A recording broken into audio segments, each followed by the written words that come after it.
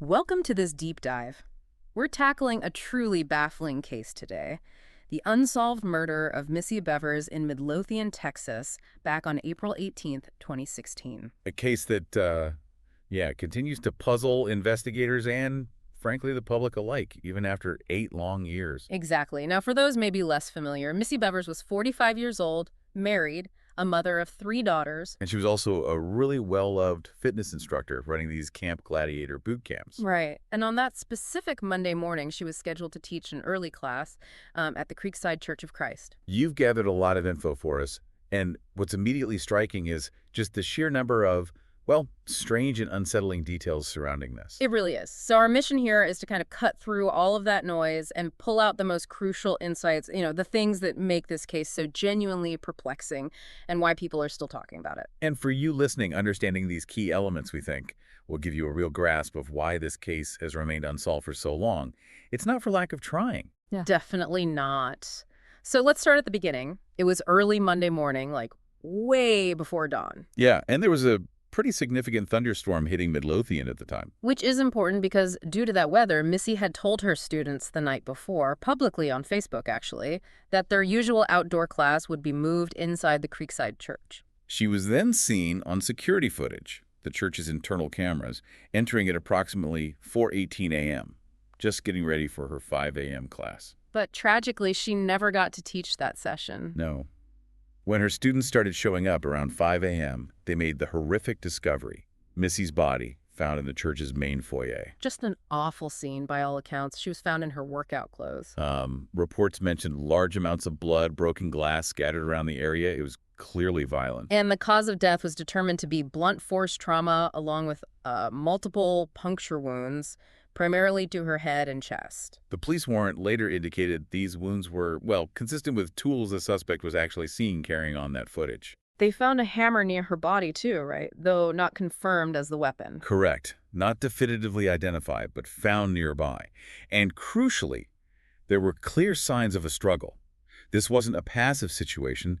There was a violent confrontation. Okay, let's pause there because this is where the case takes a really, really bizarre turn. We have to talk about the surveillance footage from inside the church. Yes. Because before Missy even arrived, at around 3:50 a.m., the cameras captured someone already inside the building. And this individual was dressed, it looked like full police tactical gear. That's right. A helmet, a vest, clearly marked police, front and back gloves, shin guards, the whole setup. It's just such a surreal detail, isn't it? This figure in what appears to be law enforcement uniform just moving around inside an empty church. And for almost a full hour before the victim, Missy, arrived. They weren't just standing there either, were they? The footage shows this person walking through the hallways. Smashing glass, trying to open doors. It's very odd behavior. So for you listening, the key insight here isn't just the unusual disguise, but the premeditation it strongly suggests. This wasn't likely a crime of opportunity. Absolutely not. Someone came prepared. They clearly intended to be unidentifiable right from the start, which, significantly narrows the possibilities in a way. But it also raises so many questions. Were they trying to create a diversion, stage something? Or were they looking for something specific within the church? Or was this all part of a much larger and, frankly, very disturbing plan directed at Missy herself? And initially, the assumption was that this person in tactical gear was male, right? That was the first thought, yes. Yeah. But that changed. Police later mentioned that the gait, the way the person walked, it appeared possibly feminine. Which just threw another layer of uncertainty onto everything. Who were they even looking for? Exactly. It introduced real data about a suspect's gender and fueled a lot of public speculation. And there was something distinctive about the walk itself, too. Yes, a very distinctive gait. Their feet turned outward, more noticeably on the right foot. Investigators even wondered if it might have been due to, like, a temporary injury or a condition. Which led to some forensic analysis. It did. The FBI brought in a forensic podiatrist, basically, someone who specializes in analyzing footprints and how people walk for investigations. What did they find from the footage? Well, the experts studied the footage, looked closely at the walk. Their conclusion was that while the gait was indeed distinctive, you have to consider factors like the sheer weight and bulk of that tactical gear. Ah, so the gear itself could change how someone walks? Precisely. And maybe any weapons they were carrying, too. So importantly, the podiatrist stated that gender just couldn't be definitively determined based on gait alone in this context. So the walk is a key identifier, potentially, but it doesn't tell us for sure if it's a man or a woman. Correct. It's a clue, but not a definitive answer on gender. So we have this striking figure in tactical gear, unknown gender, specific walk, inside the church beforehand, damaging property. Now the prime suspect. It's truly perplexing. What else did the camera show? The suspect was also seen carrying a pry bar. Okay. And consistent with that, there was evidence of forced entry at a back door of the church. And that door wasn't alarmed. Apparently not. Which is interesting. Also, and this is a crucial point to remember, the exterior cameras at the church weren't working that morning. Oh, wow. That's a huge loss. A significant loss, yeah. Potential evidence of how the suspect arrived, if anyone else was involved. Right. Just gone. A real setback for the investigation. So with this bizarre suspect, the investigation naturally turned to potential motives. Burglary was considered, right? Yeah. Given the forced entry. It was looked at initially, yes. Yeah. But that theory didn't hold up for long. Why not? Well, for one, nothing was reported missing from the church itself. And perhaps even more telling, Missy's personal belongings, her purse, her iPad, even her wedding ring were all found completely untouched inside her unlocked car. Along with her gym equipment. So robbery seems unlikely. Very unlikely.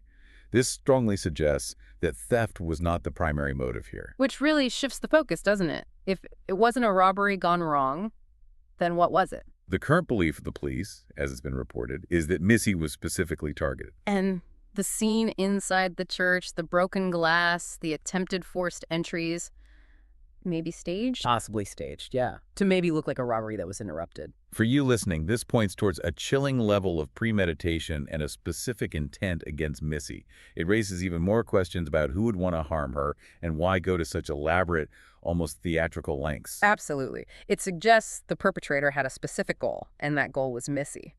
The tactical gear just emphasizes that calculated approach. So the investigation then had to delve into potential persons of interest, and several individuals were looked at quite closely, but ultimately cleared. Let's talk about Randy Bevers, Missy's father-in-law. Right. There was this incident. The detail about the bloody shirt at the dry cleaner just days after the murder.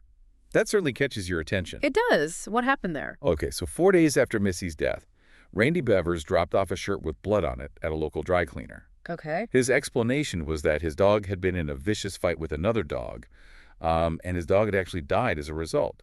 He said the blood was from that incident.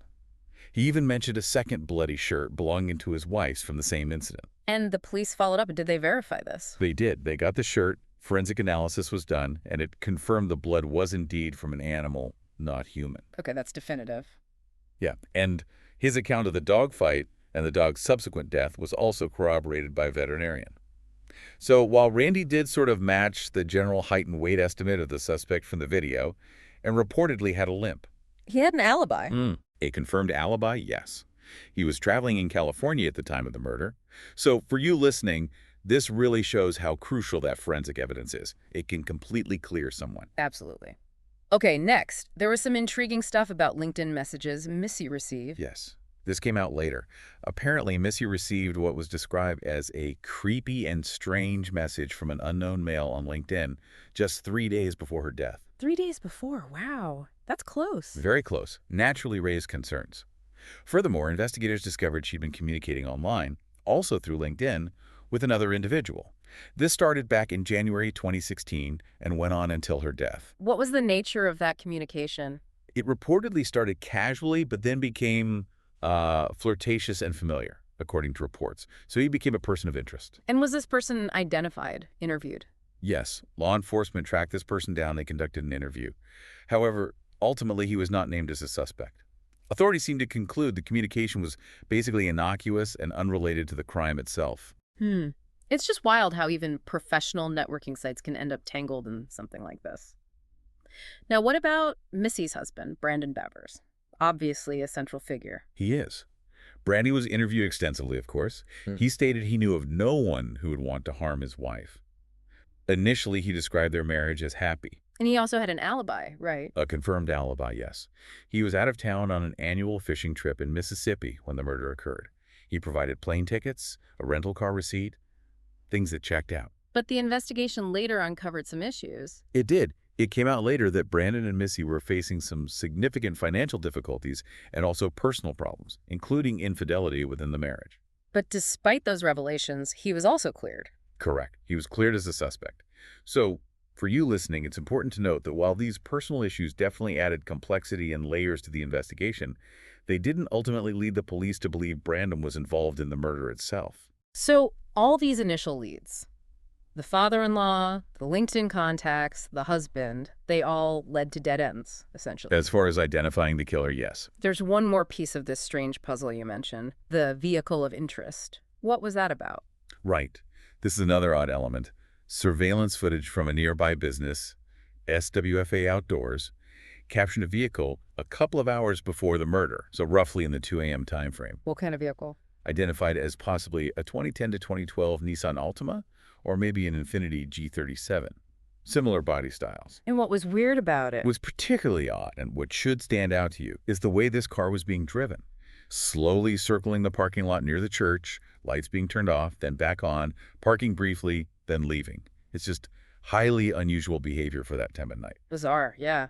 Did police ever figure out who was driving that car? They actively tried. They put out alerts, emphasized that the driver wasn't necessarily a suspect in the murder itself, but they could, potentially have seen something crucial or have information. But no one came forward. No. The driver never came forward. Now, there was also a separate tip about a dark SUV seen leaving the church area around 4:30 a.m., Okay. closer to the time of the murder. Okay. That led investigators to look at a former police officer who, interestingly, owned tactical gear, drove a dark SUV, and apparently had a limp. Checks a lot of boxes. It did seem promising. However, he was ultimately ruled out, primarily because he was significantly taller than the suspect seen in the church surveillance video. Okay. So another dead end. And the driver of the Altima or Infiniti? Still a mystery. Still unidentified, yes. Right. And their connection to the murder, if any, remains completely unknown. So let's try to recap where we are. We have this incredibly unusual suspect caught on video in tactical gear. No clear motive. Robbery seems really unlikely. Right. Several people close to Missy or who had contact with her were investigated but cleared. Father-in-law, husband, online contacts. Yes, and this mysterious vehicle seen acting strangely nearby but never identified. It just feels like a case full of leads that go nowhere and so many lingering questions. That's a perfect summary. It's incredibly frustrating. So let's dive into some of those big questions. Was Missy simply tragically in the wrong place at the wrong time? Maybe the suspect was attempting a robbery, even though nothing was taken, and it just went horribly wrong.